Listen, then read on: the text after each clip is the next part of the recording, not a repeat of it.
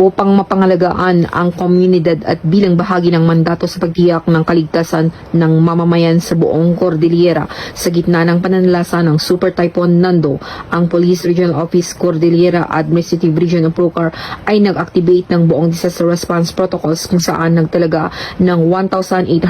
na tuuhan ito lamang hapon ay 22 ng September taong kasalukuyan. Sa direktiba ng Procar Regional Director na si Police Brigadier General Erickson Didilag, may kabuang 1,069 na pulis mula sa iba't ibang tanggapan at unit ang na-deploy bilang bahagi ng Reactionary Standby Support Force o RSSF.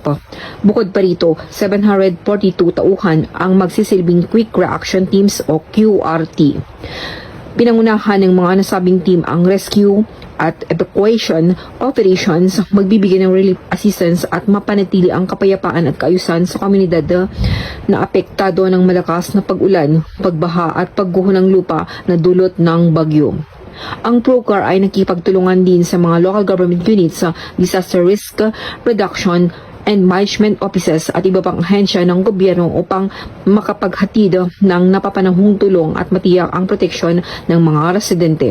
Gayon din, nagsagawa ng inventaryo ng kagamitan sa search and rescue at showdown inspection sa mga miyembro ng Procar Reactionary Standby Support Force mula sa batalyon headquarters. Samantala, nagsagawa ng mga pulis ng Benguet Police Provincial Office ng road monitoring at clearing operations kasama ang ilang barangay officials. Sa Mangkayan, tumulong ang mga pulis ng Mangkayan Municipal Police Station sa pagtanggal ng nahulog na poste at nakalawit na mga internet wire sa kahabaan ng Mangkayan Cervantes Road upang pangalagaan ang mga motorista at agad na nakipag-ugnayan sa service provider.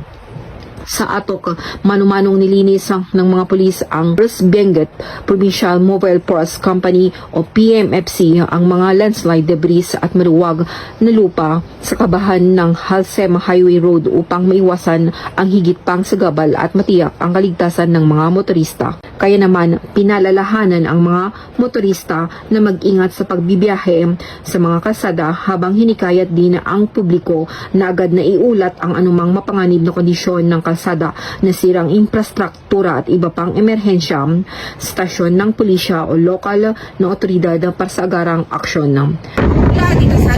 Cordillera, itong PNN correspondent is Master Sergeant Alagad ng Batas, pagkataguyod ng balitang